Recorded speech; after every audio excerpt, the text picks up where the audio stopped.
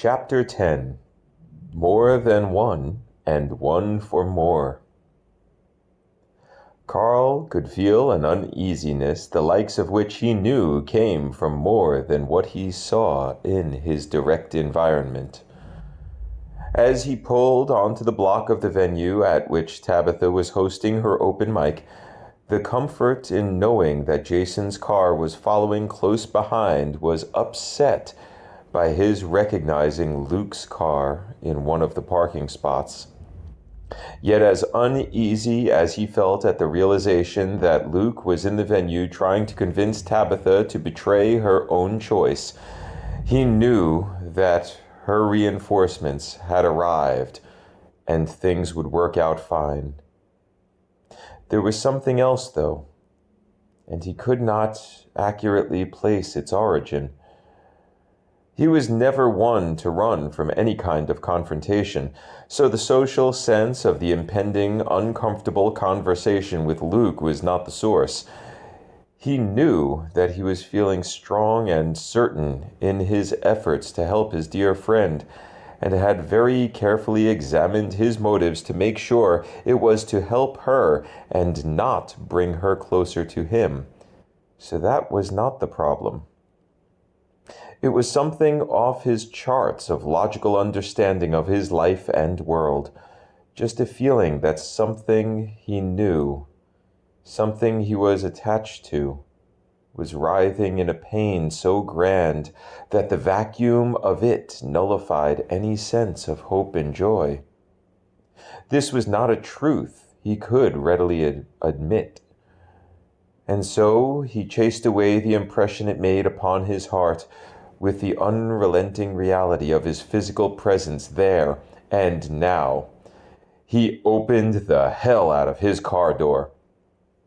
Standing in the night air, he tried to feel more like a superhero character than he had ever previously allowed himself, and walked from his car as the door closed.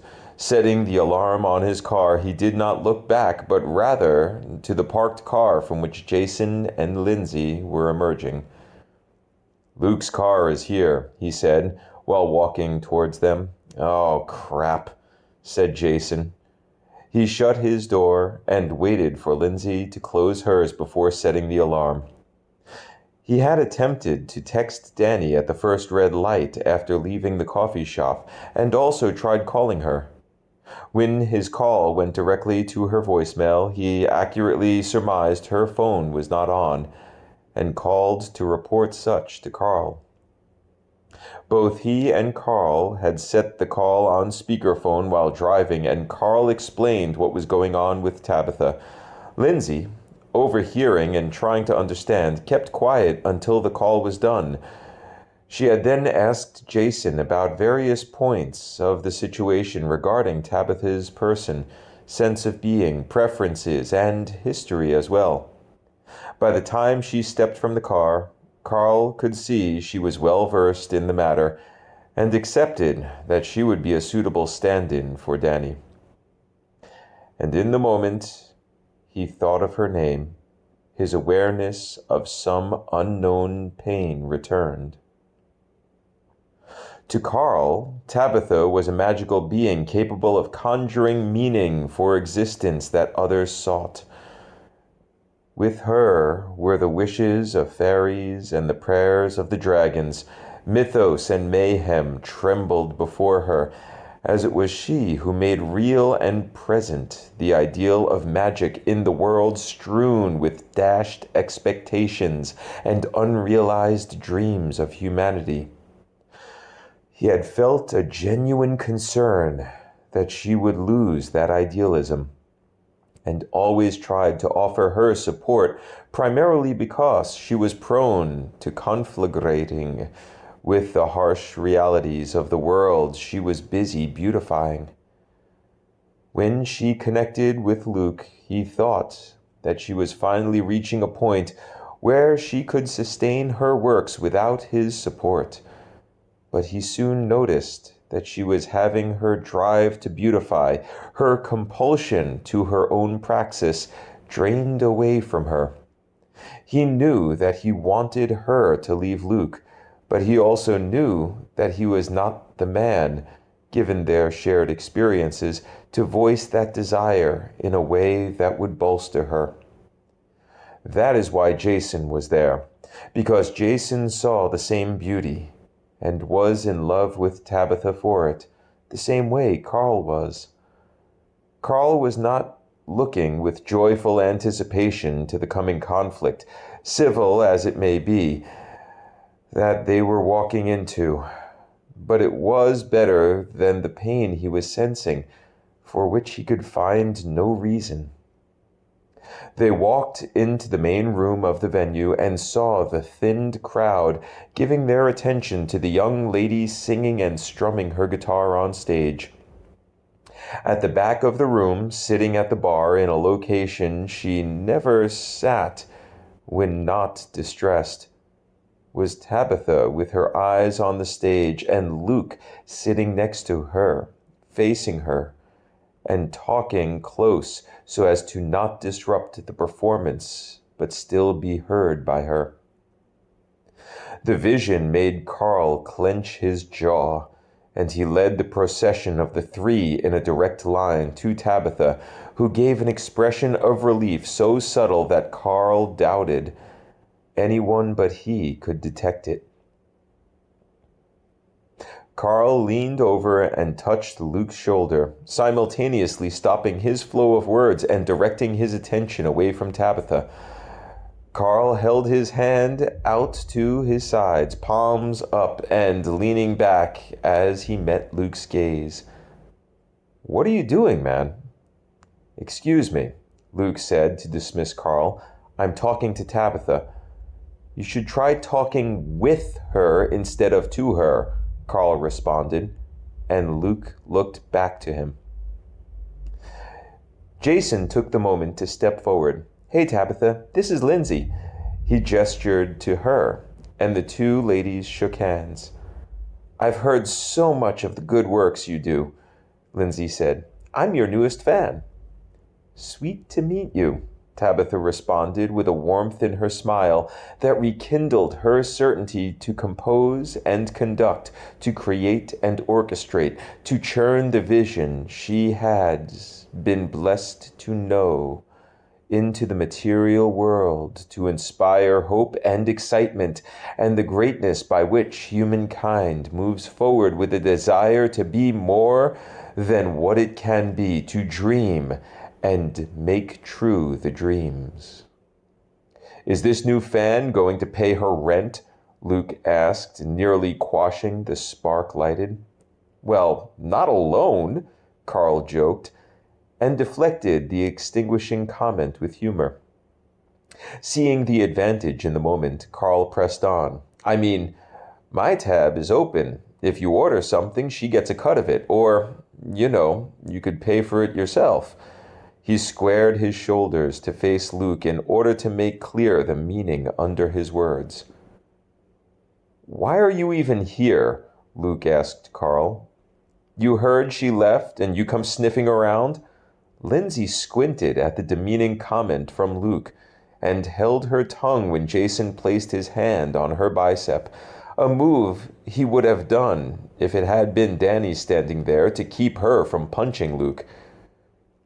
"I'm here to support my friend as she is moving forward to what she really wants," Carl retorted, off kilter from the hit. "But what if what she wants is something unrealistic? Maybe I can convince her to want something that is better for her," Luke said. "That's not how it works, man," Lindsay said matter-of-factly, with a tone that admonished Luke for thinking what he had just put to words. Carl looked at Lindsay and was extremely grateful that she was there at that moment. His eyes quickly looked to Jason, who was looking at him. Carl raised his eyebrows in recognition of the caliber of Lindsay's character in this situation, and Jason slightly nodded and smiled. Carl saw it behind Jason's eyes. Ghosts of powerful music. Eternity in the form of words. the breath of titans and the majesty of unending silence, the fabric of sleepless dreams and unfound time so far beyond the reach of humanity's mind that only echoes of it could ever be known to the most attentive of humankind, inspired to such impressions of pure empathy, the child of truth and love. This cosmic fire pulled in all and configured it to become the blood of the earth, known as the voice of human love. Jason leaned his right knee on the pivoted calf of his slightly bent left leg, balancing himself by keeping his right hand on Lindsay's arm. His face was on the same level as Tabitha's, and he looked into her eyes with all the tears, hope, love, and willingness to stand for her as he knew her to be. Carl placed his right arm on the bar, becoming a line between Luke and Tabitha, and motioned for the bartender. In that moment, Jason spoke. Tabitha, when we decide what we must do and discover what we are that is true, it is our duty to see it through and not be swayed by judgments from any others, be they enemies, loves, or even the reader. And Jason stood up, and Tabitha saw Lindsay look at him with such an amazed admiration that it seemed all right to let his words sink in as Carl spoke to the bartender. "A cupcake and 3 herbal teas on Nelisir's tab, please." "Is that all?" the bartender asked. Carl leaned back. "Do you want anything?" he asked Luke. "No," Luke said, shaking his head, and then said, "No, thank you," to the bartender. Tabitha turned her head to look at Luke as he faced her, unready to speak. She spoke clearly. I am sorry I did not say it earlier today, but now I feel capable of saying it. I do not want what you and I were moving towards, and I do not know if I will ever want it. I was only lying to myself, and that led me to lies of omission to you. I know that you were supporting me financially, but there was a nourishment beyond food that I did not get from you, and I cannot starve myself in that way. You do not need my contributions to finish the term of the lease, and I hope you will, in the name of any love you have ever had, let me go from the responsibility of it without legal repercussions. She touched his arm. I need to go. And then she removed her touch from him. But where are you going to go? Luke asked. That isn't something you need to know, Carl said. She's got to go, so she's got to go. What, with you? Luke asked Carl and turned back to Tabitha for one last swat. Are you going to enter into the codependent state of limbo with him? He pointed with his thumb at Carl. No, Jason said, finally looking away from Tabitha and facing his entire body at Luke. She will stay with me. He said it with such certainty that Lindsay instinctively placed her left arm along his back, resting her hand on his shoulder. That is, she will stay at my place, and I will move in with Carl. He looked at Carl. If the room is still for rent. For you? Carl said, letting his eyes bounce between Jason and Tabitha. Absolutely. And your landlord will allow a sublease? Luke asked Jason. Geez, you're uptight, Lindsay said. I just want to be sure she's safe, Luke replied. There won't be a sublease, Jason said. I trust her to be the perfect guest and pay what she can of the rent. And if it doesn't work well, there's always me, Carl added, Still after her, huh? Luke shook his head. Dude, she doesn't want you. Luke looked at Carl, wondering why the words did not rattle his adversary. Carl smiled, knowing he need only not react to the attack, and saw the opening given to him so willingly. Luke, she doesn't want you either, he said clearly. In that moment, Carl hoped Luke would see they were not against each other, but of similar ilk. He hoped that similarity would be the case that could quell the tremulous nature of their interaction. Anyway, Carl clarified, I meant I can cover the portion of Jason's rent that Tabitha may be short on. Luke looked at Carl for the first time without the fervor he held for a nemesis in his eyes. Carl lifted his right eyebrow slightly and smiled. Luke looked to Jason, and Carl turned his head to notice how Jason and Lindsay looked like superheroes, holding each other not out of necessity, but out of pure desire to be holding each other. Carl hoped that the image of the duo drove home the point of what had been Luke's folly, to try to foster love from necessity. Lindsay looked Carl squarely in the eyes, and he thought for a fleeting moment that perhaps she could read, as the reader would, his clear explanation of how this situation is what friendship, true fidelity in platonic love, looked and felt like. He hoped she would see what she had become a part of, and would always cherish this kind of feeling so as to create it in all the moments that she could. It did not matter if there was a reader or not. They were the greater awareness which validated and verified the beings they knew themselves to be. Carl shifted his eyes to look at Jason, and he was amazed at what he saw. A naked and unafraid soul, unmasked and with courage to be present as a strong and capable mind willing to stand for that which he loved. This man stood in the place of the nervous kid he had known him to be, as though all that had held him back had vanished in one night. Then let him be and live as he will to find his way to every joy and thrill. And Carl smiled in a way that Jason did not understand, but reflected for the beauty it was to him. And that was all right by Carl's standards. Is this what you want? Luke asked Tabitha, and she looked from her friends to Luke. And Carl could tell she earnestly hoped he would become one of her friends too.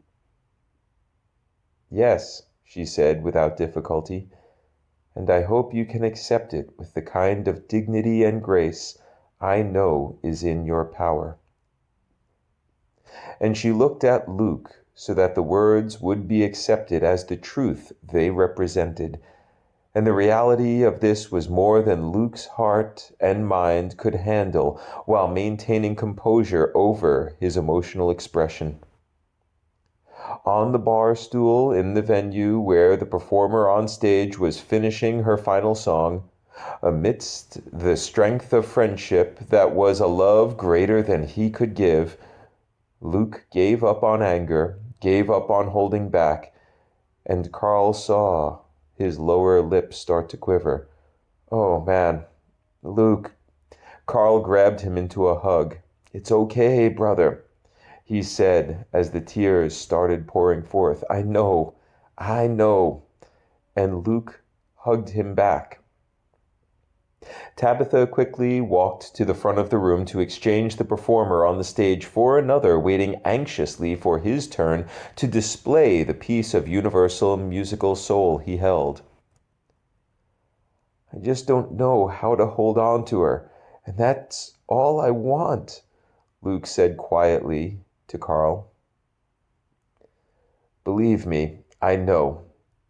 But she is one not to hold, but simply admire," Carl said, and patted Luke's shoulders and back. "And I need you to really trust me on this." He pushed the heartbroken man away into a more formal rendition of the intimate embrace. "What she gives to us when we admire her is so much more than we get from her when we try to hold on to her." Carl watched the pain plaguing Luke crash against that truth and shatter into billions of harmless pieces. Luke looked at Tabitha on stage, and Carl noticed how musical the simple spoken words that she used to usher the next performer to stage did sound. He knew Luke saw her, as her soul of music and artistry made her, and not how he wanted to see her. Luke nodded and sighed. "I should have come to these nights she hosts much more often," Luke said. "Well, there's no one saying you can't start now," Carl said, as their arms fell from each other. Luke looked at Jason and Lindsay and then to Carl. "I think I will. To be one of her fans like I should have been all along," he said as the shards of sadness began reforming themselves into another wave. "But I can't tonight." He looked at Carl with honesty in his eyes. "Please tell her I will take care of the lease and she does not have to worry about it. And I will come to her shows when I can do such without crying." He looked at Tabitha stepping down from the stage while leading the room in applause for the new performer on stage. "But tonight ain't one of those shows." Luke stood up, and Carl placed his hand on his back. "Luke," he said, "it is going to be all right." "I know, Carl," Luke said, "and thank you. But I just need to let go of those expectations that I held for so long." He sniffed and seemed proud of himself for his self-awareness. "Take care," he said, and he moved quickly across the main room on the opposite side from Tabitha, making her way back to the bar. "You too," Carl called after him. Luke lifted his right arm to wave behind him and did not look at Tabitha as he walked toward the door. Tabitha looked to Luke, but noticed that he didn't look at her. She turned her attention to Carl, who watched as she made the hands-out gesture denoting she did not know what had happened but wanted to know what had happened. Carl's eyes widened, and he waved her with a head movement to return to the bar. He turned a quarter of the way and stopped to see Lindsay and Jason looking at him. "That was," Lindsay paused for emphasis, "intense," she said. "Yeah, but it worked out as well as it could have," Carl said, and noticed the bartender placed 3 cups containing herbal tea and a cupcake on the bar. Maybe even better. He turned to face the duo as Tabitha approached. "Should we take to a table?" he asked, and picked up 2 of the saucers upon which rested the porcelain cups filled with the tea that gently wafted its vapors into the atmosphere. Jason took one and Lindsay took the other. "Let's," Lindsay responded, and headed towards the nearest open table with the hot beverage in hand and Jason in close pursuit. Turning around slightly and causing a nearer collision, she called back, "And thank you, Carl." "You're welcome, Lindsay," Carl said as Tabitha was finally next to him with an inquisitive look on her face. He didn't need to wait for her to ask. Luke is a little beat up from tonight, he started, and had to go to get through his sorrow. He saw Tabitha drop her shoulders a little, but he did say that you do not need to worry about the lease. She looked a little relieved. Whether or not he will make good on that is something we'll all see. He picked up the other tea and handed it to Tabitha, and then lifted his cupcake, gesturing for them to move to the table at which the duo sat. If he does not hold to his word, you let me know, and I will figure out a way to pay off the lease. Tabitha's gratitude was clear on her face, and she spoke as they started making their way to the table. If he said he would, he will, she said, talking over her shoulder. Good guys gravitate towards me. Yeah, and you have a knack for unintentionally breaking their hearts, Carl said, somewhat quietly. Pardon me? Tabitha asked. I already did, he responded, and she looked at him. What? He said with such pure enjoyment that she could not help but feel the love within the honesty of his comment. Yeah, I should really learn to be more careful with the hearts of you good guys. She got to the table where Jason and Lindsay were sitting, watching the approaching two. You are so fragile. You'd think you would keep it off your sleeves, she sat. It isn't the unbroken heart that makes for great art, Carl pointed to Jason while raising his eyebrows. But how adept and better we are at surviving to put it back together, Jason said. Lindsay blinked tightly and slightly shook her head as though she had to do such to make certain that what she was in the middle of was not some dream of hers, so convincingly staged by her mind that she would think she was living through it. Tabitha saw the movement and spoke to reassure the newcomer.